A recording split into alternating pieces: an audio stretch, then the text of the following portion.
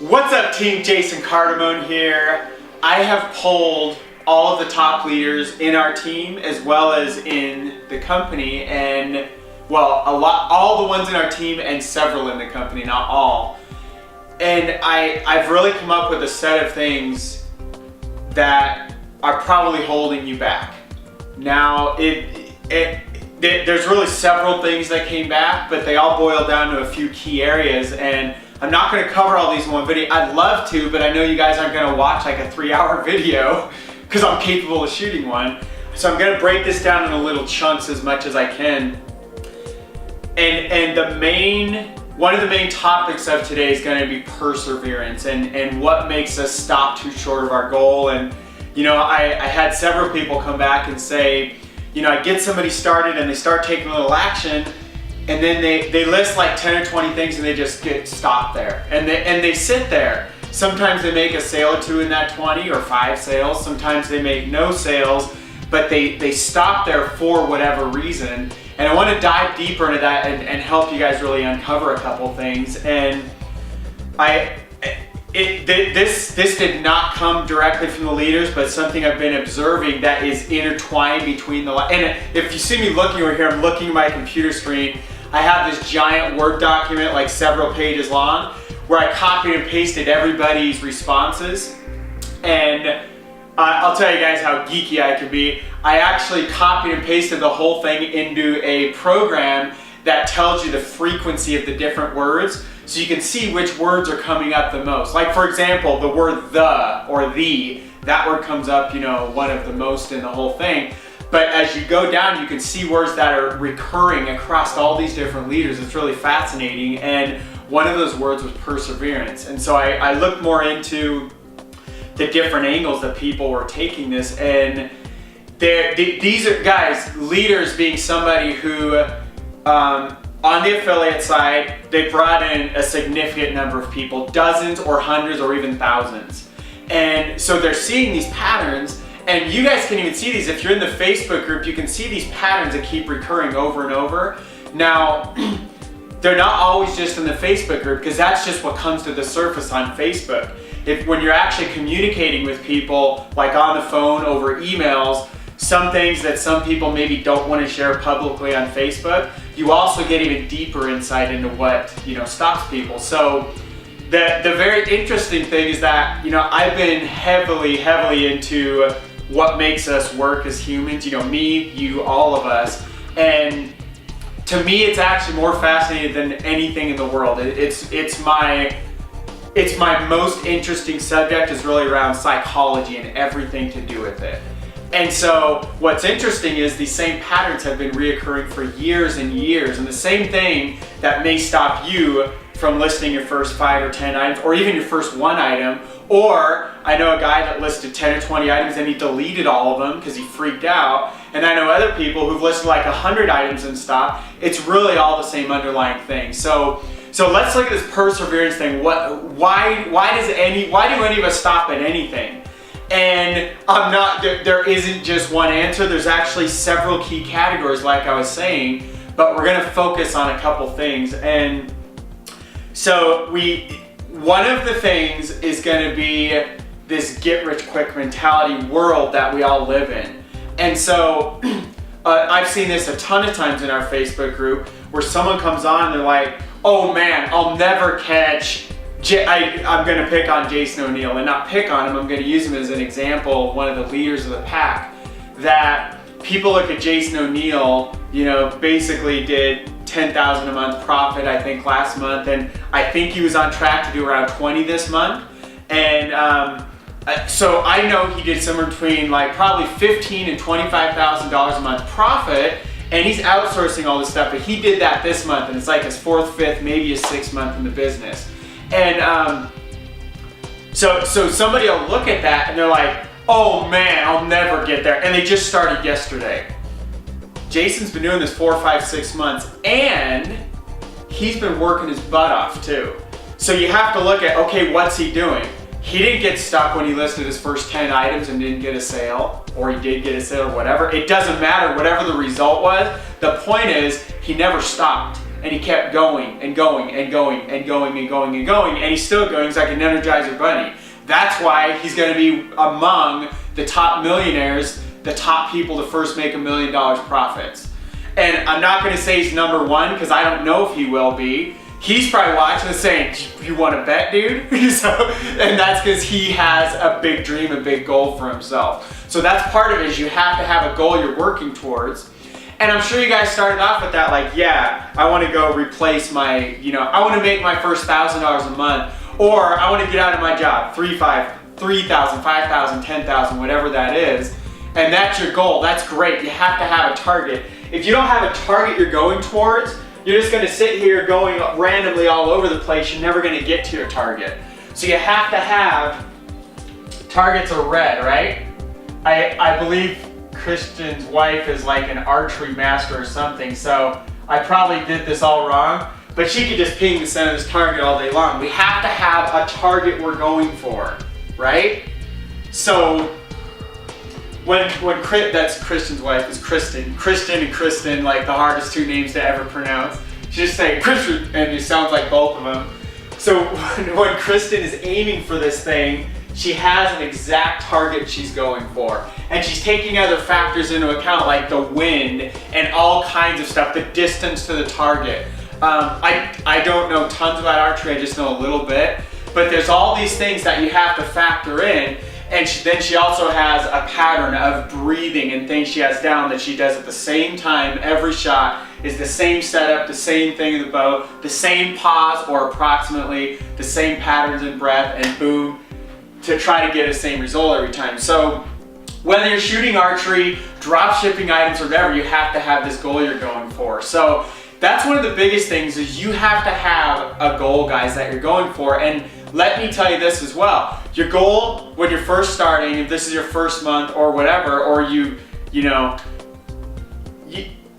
if your eventual goal is like 25,000 a month like Jason O'Neill, or whatever it is, 15,000, whatever it is, I'm just gonna call it 20,000 a month, let's just say that. And let's just get Jason on the picture, let's just say your goal is 20,000 a month, okay? Well, if that's your first goal, you have to realize there's all these other goals on the way there. Before we get to that goal, what do we have to do when we're halfway there? We're making 10,000 a month, right? What do we do before that, And typically it compounds over time. I'll use Jason O'Neill just because his numbers are really fresh in my mind. I believe last month he did around 10,000, this month around 20. So look at that. That's not really halfway, because this is like his 4th, 5th, 6th month.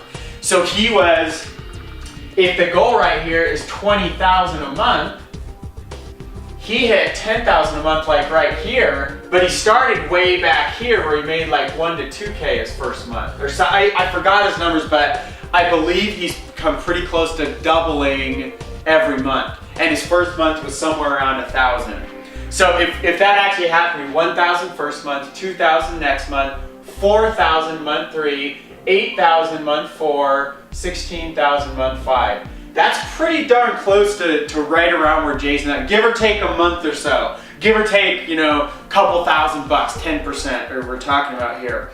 And so if you really realize what he's doing, all he's showing you is that you can do the same thing. He's not anybody special, go ask him. I'll tell you what, there are special qualities he has, but he's not like this genius guy that just masters watching Shark Tank all day, every day, and that's all he does, and he's just been, preparing to be a drop shipper his entire life. Because 6 or 12 months ago, he didn't know anything about drop shipping. So you have to realize, and guys, I'm saying all this stuff for a reason, is because we live in this get-rich-quick mentality, competitive society. I played semi-professional soccer. I got a full ride in college for soccer.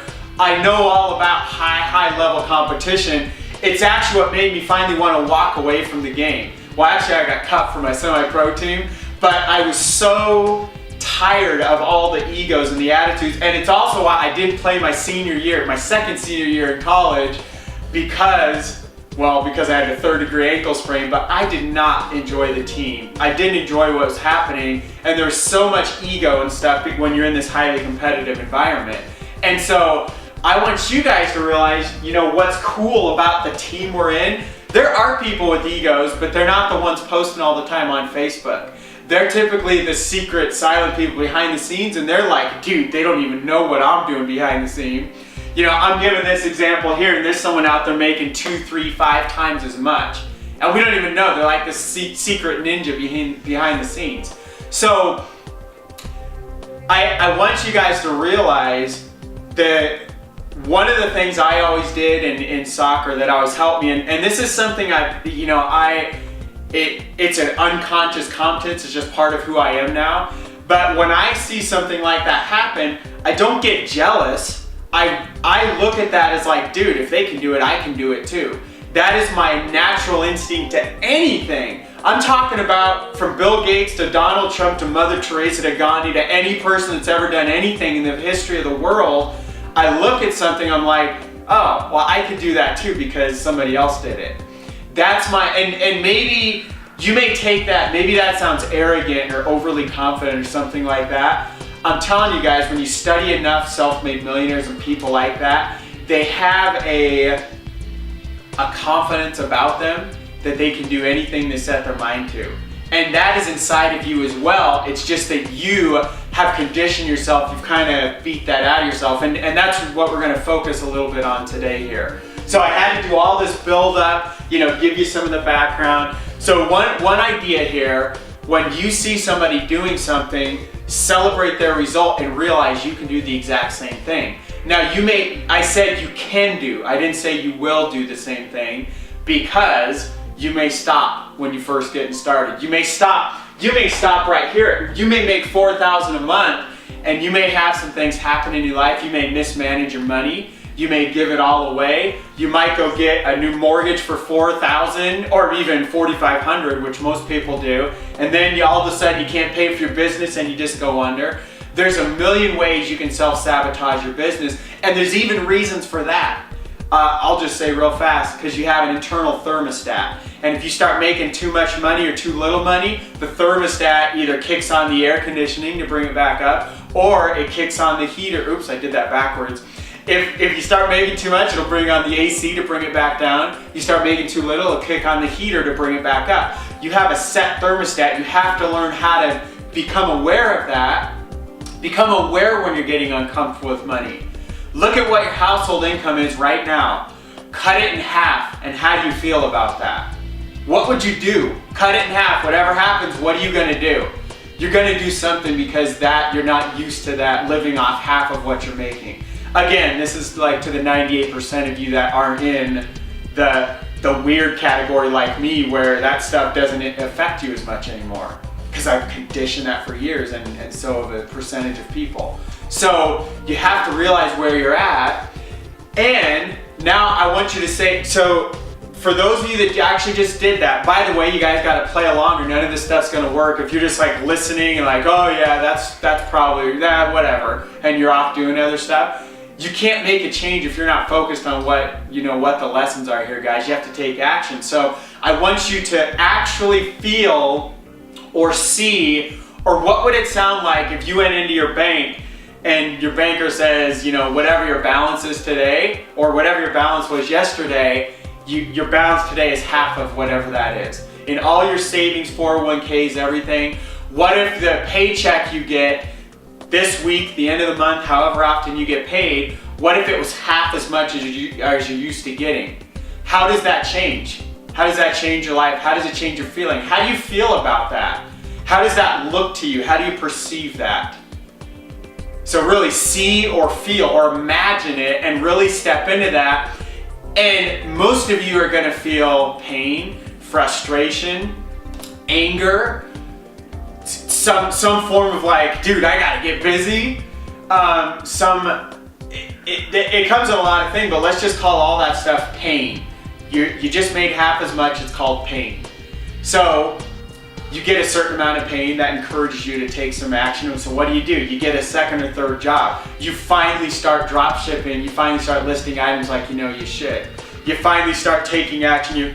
You finally go through the training that you just bought, and you've only been halfway through it and you're kind of messing around with it still. So that's what happens. Your thermostat kicks in, you're gonna take more action, you're gonna do some things to make more money. Well, the same thing, I'm telling you right now, because a lot of you guys, I remember hearing Jason O'Neill talk about he never dreamed, or I don't know his exact words because it wasn't like that, but he had never made anywhere near 10 grand a month like in his own business. I think he had done it once as a sales guy back in the day or something. And immediately in the back of my mind, I was like, dude, Jason, make sure you're aware of your financial thermostat. And I think I even brought that up to him in a message somewhere within those coming weeks after that. And this was like within the last month or two.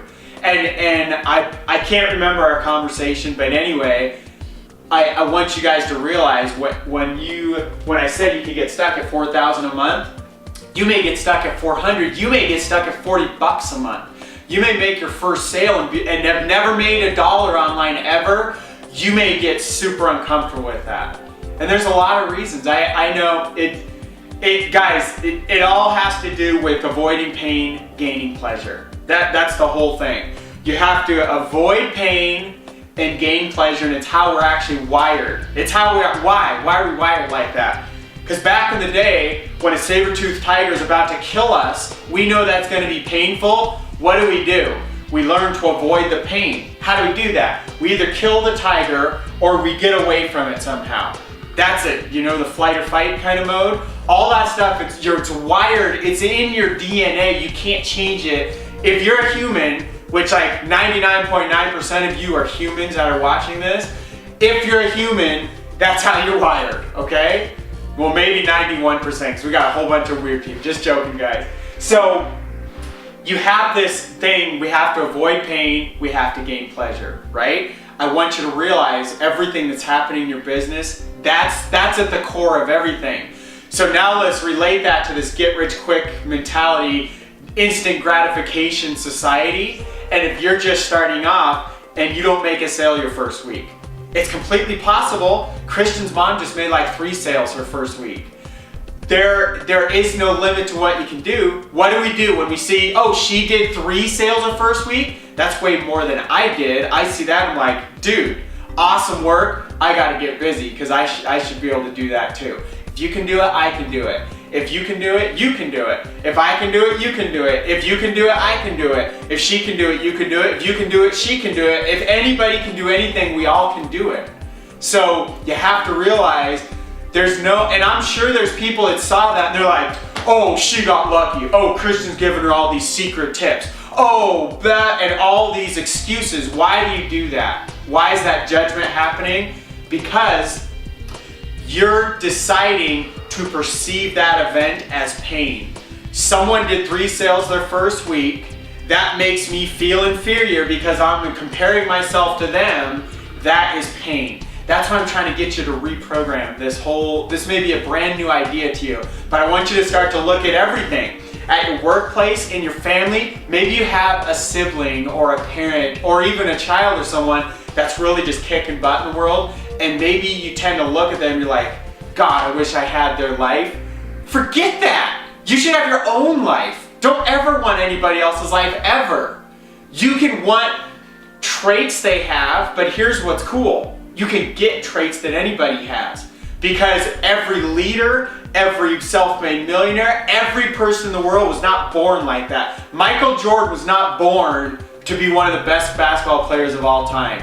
He was developed into that. The guy didn't even make his high school team, like his junior year or something. He got cut his first 2 years or whatever. Guys, look, do you realize that most of the talented basketball players in the world, or any sports or any business or anything, they're like fully developed at around 18 years old, like that's their peak? That's it. That's not entirely true because the peak can mean several different things, but you have to realize most of the best players, they started when they're little kids, like between 7 and 9 years old is when they started doing whatever they're gonna be. The best pianists in the world, the best basketball players, the best everything. And you're looking at a guy here, he's like 14, 15, 16 years old and doesn't even make his varsity team, but yet then goes on and becomes the best in the world. It's not that he was getting cut when he's 6, 7, 8 or whatever. He was old. Like when everybody else is already getting scouted for college, he's not even on the varsity team in high school. Do you realize Guys, I could give a billion examples. Leaders are created, they're not born. Millionaire drop shippers are created, they're not born. That's you. You need to create yourself to be that. So one of the main themes that I wanted to focus around today is this idea around competition and not comparing yourself to other people. So what can we do? So I'm telling you what not to do, and maybe that's your instant wiring. So what else can we do? I gave you one strategy. Celebrate them and realize you can do if they can do it. And that goes down even deeper. We'll talk more about that in other videos about it, maybe I'm telling you that and you're like, I can't really, you don't believe you can do that. You're trying to do it and you're like, I just don't feel like I can, I see somebody do something and I'm like, man, they must be a genius, and I just don't really feel like I can do it. Because it's one thing for me to tell you can do it, but what really matters is how you feel, what you believe inside. And if you don't truly believe that, I can't change that right here. I can change it in other videos, but we're not going to go into that today. So what are other strategies we can, part of the goal of today is to kind of open up your brain and let you realize I'm planting some seeds here. The seeds may not sprout into these amazing oak trees like today, or the bamboo tree that stays underground for years and all of a sudden, boom, shoots up like 6 feet every month or something. I forgot, something crazy like that. We're planting seeds here, and so you may not fully believe what I just said. I just want you to kind of suspend your disbelief for just a little bit. So here's another strategy. So we see somebody doing something. What's another strategy we can, we can use to get away from this get rich quick, this instant gratification comparing society? So this is something. This was really hard for me to do in soccer, and I make the sports analogies because I know a lot of you guys did play sports, at least when you're younger at some point, and some of you guys did not at all, and I apologize. I'll create some better analogies as I can, as I think of them, because I create this stuff on the fly. So because we've already gone over soccer, maybe I'll go back to archery. Maybe I'll go back to Jason O'Neill. I try to give different examples to really hit because this isn't a one-on-one conversation. I don't know you personally, because there's like 100 people watching this, so I don't know who, I have to address every kind of person watching this. So if we look at, what I was going to tell you, it was really hard in soccer to just look at someone like, dude, they're amazing. How can they be that fast? And I didn't know anything like I know today. I wish I did. I wish I would have had coaches teach me different things about what was actually possible, and I would have become full-blown professional soccer player for sure, without a doubt. Even though genetically I wasn't really wired to be as fast or jump as high or do things like some of the other players could do. But I could develop that over time, and maybe I couldn't get quite to their level, but I could have got the skills I needed to become full-blown professional. So looking back and all that, I wanted to say it was hard to look at and be like, man, if they could do it, I could do it.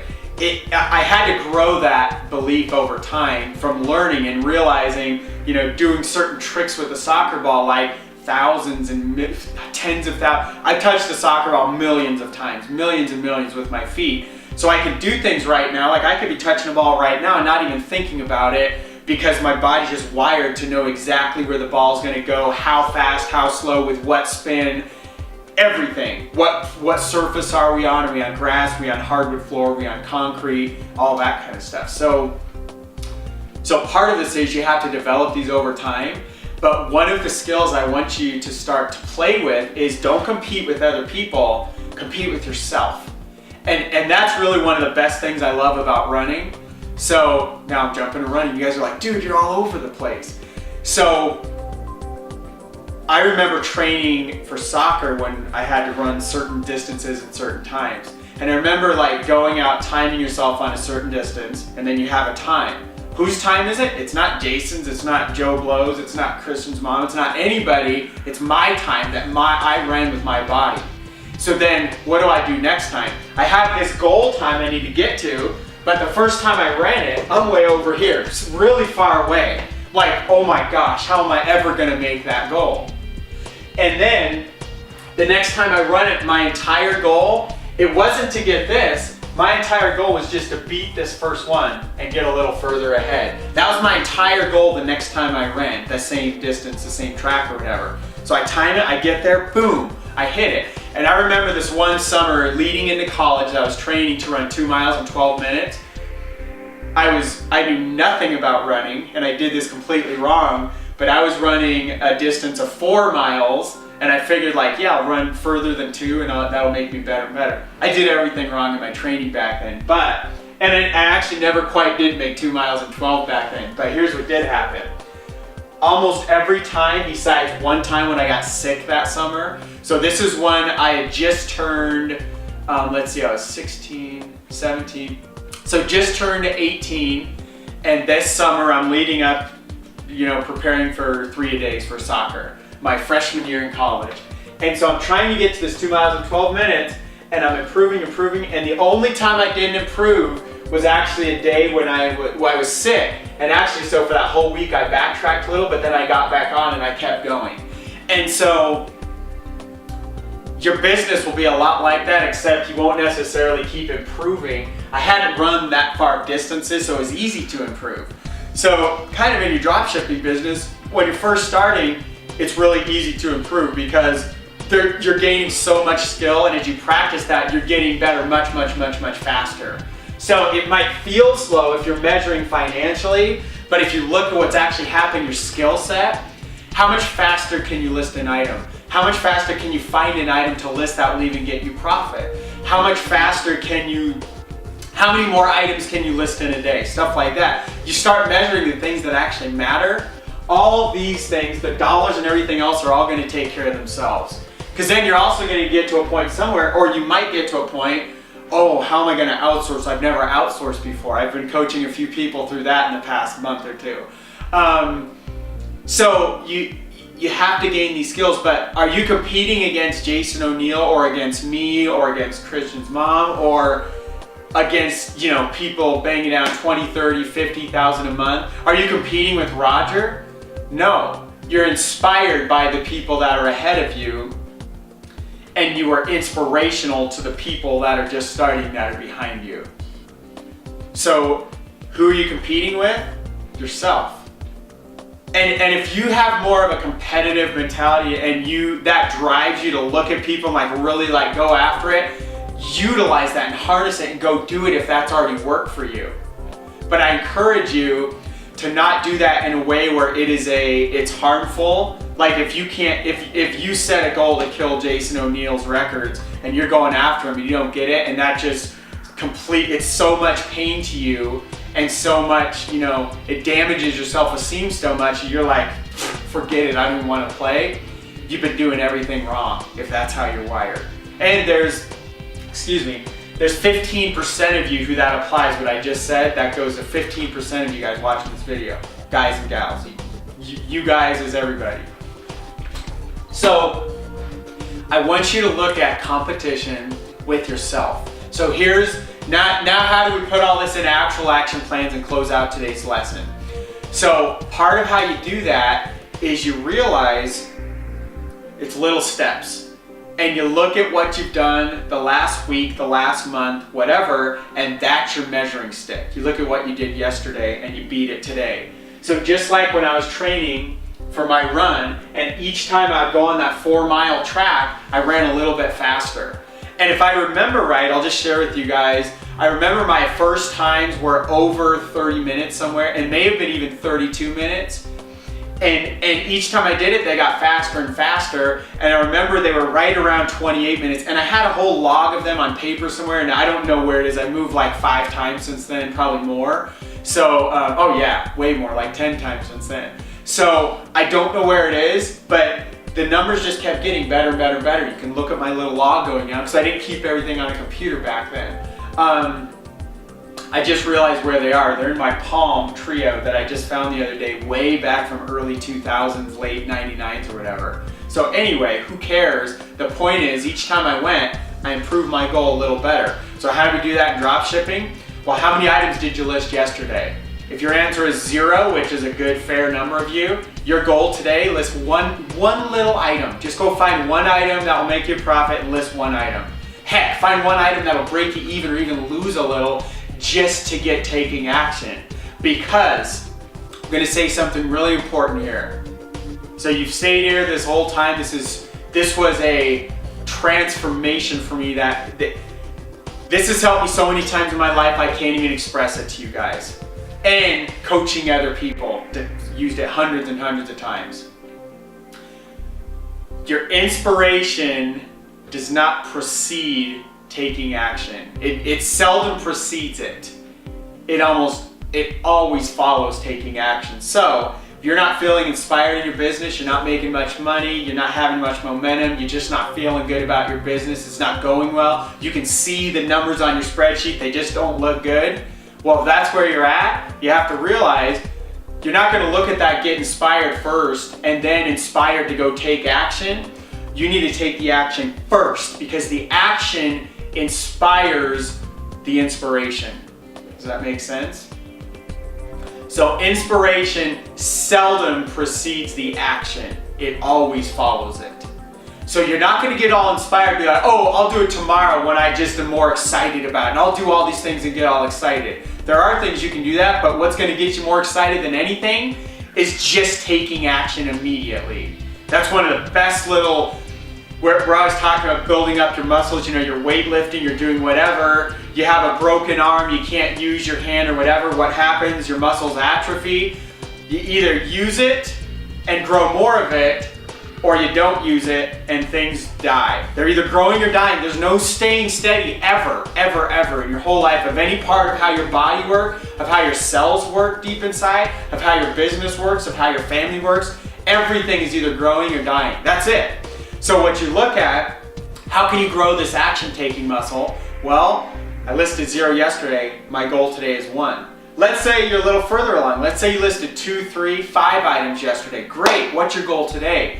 List an extra 1 or 2, or raise it up by 10%. That's a good goal. Now, if you're at 0, you can't do the 10%. You have to start with 1 at least. And then 10% is only 1.1. So you need to use your judgment on how to keep making it better and better. And you'll find a point where you're listing 5 or 10 items a day or whatever, and that's all you seem to have time for with all your busy schedule and everything you're doing. Because most of you don't have full time to work this business. And if you do, you should multiply your results like what? I figure you should multiply them at least 4 to 8 times greater, because you have that much more hours in a day. So let's step back again. So list at least 1 more item than you did before. Just imagine if you're already listing like 10 items a day, and then tomorrow, or today, sorry, you're already listing 10 yesterday. Today you do 11, tomorrow you do 12, 13, 14. You only go 10 days out, a week and a half out, we're party in Vegas, a few days later, you're already at listing 20 items per day. And look at how much better your business is, at least twice as good. And I would argue that because of the action and the insights you're getting, and you're getting faster and faster, because what are you doing? You're using these muscles to find items, to list items, to do this. You're making those better and better. And by muscles, I'm talking about circuitry in your brain that's making your fingers in your mouth and your eyes see certain things that you couldn't see the other day. That all of a sudden now you can find better items. So maybe you're listing 10, and maybe you're only able to list like 11 or 12, and that seems to be your max, but all of a sudden, the 12 items you list in a month from now are way better than the 10 items per day you listed last month. And that compounds on itself over time, and that's why the numbers start going like that. And it always happens unless you sabotage it somewhere along the way. And where does the sabotage come from? Well, from a million actual reasons, but from avoiding pain or gaining pleasure. You're doing one of those when you're sabotaging your business. Usually you're trying to avoid some pain. Like, oh, what would the neighbors think if, how much pain would that be to leave my lifetime best friend I live next to because we're moving to $1 million neighborhood? What pain, what would my family think of me if we got a new car, if we did this, that whatever. So there's a million reasons, but you have attached pain to all these things. And so think about I really want you guys to look at that, and most importantly, more than just thinking about, some of the exercise we went through today, is go do it, go take action. Because the action is what will inspire what? your motivation, your inspiration, that will come from taking the action first. I'll share with you guys exactly where this just came from. Well, it came years ago, but the most recent time I can think of using it was when, so I went through this double move over the past month and a half, 2 months, 6 to 8 weeks somewhere. I don't know, it's a big blur.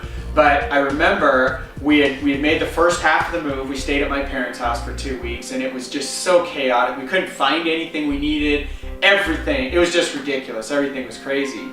And I hadn't made a video, which is one of my primary things to do, to add value out in the world. That's really it's one of my biggest things I must do every day, or several times a week, even if I give myself a day off here and there, and sometimes I do. So I remember I had gone for like a few weeks and it just felt weird I hadn't done anything. And I started to grow this thing like, what if I'm not that good in video anymore? What if I can't do what it is? And all this pain, what's happening? I'm avoiding all that pain because all those what ifs are scaring the heck out of me. And all of a sudden I realized the quote, the inspiration does not precede the action, it follows it. It seldom precedes, it always follows. And the instant I thought of that, I'm like, and I was out on a run when all this happened, I was like, I'm making a video when I get home. So I got home, took a shower, made a video. And I don't even remember which one it was, but I remember, I think I even talked about it. But it really, so it instantly brought me back like, hey, I'm actually pretty good. I am a little rusty because it's been, a couple weeks, maybe a month. I didn't even know how much time had passed. It felt a little rusty, but the reality was I was still pretty good. And then a few more videos later, all of a sudden my skills are right back. And it's like riding a bike. It's a little uncomfortable when you get back on it if you haven't rode one for like a couple decades or something. And I just went through this. Like when I started biking more 5 or 6 years ago, I hadn't really gotten one for about 10 years before that. And I remember it felt weird. I remember actually these pedals that stick and I actually fell off the bike. Like, cause my foot was stuck in it and I'd never been in a bike like that. I couldn't unhook my foot fast enough to get it out to catch myself. So I'm just this grown man on a bike, just fall over and eat it. Now, thankfully it was in like a dirt pile and not the concrete or something, but I remember that and I'm like, oh my gosh. So I had to learn the pedals and getting back on a bike again. And the only reason I fell was because I misjudged the terrain I was going through. And I went through this like dirt pile that was really soft and it got my tire stuck and then I ended up falling over. So and when I was younger, I would have known better. I just forgot like, oh, dirt like that, to like be careful or go through it real fast or you're gonna get stuck. And I was going slow. So all these things back from when I was a kid riding a bike all came back to me. And now I'm better on a bike than I've ever been in my entire life because I've ridden like thousands of miles in the past 5 or 6 years. And so not only did all the stuff from when I was a kid come back really quickly those first like couple weeks, within a month or so I was better than I had ever been. And then I just kept getting better. And I rode bikes a lot when I was a kid. So it's the same thing with your skills now. They're never gonna go away completely. And I'm not gonna go into what's happening in your brain. I really want to because it's fascinating stuff, but I don't wanna make this video any longer. So, core principles from this video. Number 1, celebrate other people's victories and start to program yourself. If they can do it, I can do it too. Just say that. Say the words. If they can do it, I can do it too. I don't care how jealous you get or whatever you perceive as what's happening, whether it's a jealousy thing or you think somebody's showing off or whatever your perception is, you have to realize that's your own perception. That's your perception of what they're doing. That may be completely different from mine, which may be completely different from somebody else's. So a really good practice is to be, if they can do it, I can do it. And start to look at your competitiveness. Be competitive with yourself. Look at what you did yesterday or last week and outdo it today or this week here. And really, if it's that whole, it's the whole process of, Anthony Robbins, said the word CANI, constant and never-ending improvement, C-A-N-I, constant and never-ending improvement. So what'd you do yesterday? Improve today. Always do that. Do it every day, and over time, it all compounds on itself. And pretty soon, you're doing $1 million a month, and it didn't take you like 20 years to get there, like most people that make that kind of money. Not even close. Because if you keep compounding this and doing it smart as you keep going, and you keep getting, constant, never-ending improvement. Keep doing more and more, get better and better and better, and do more every day.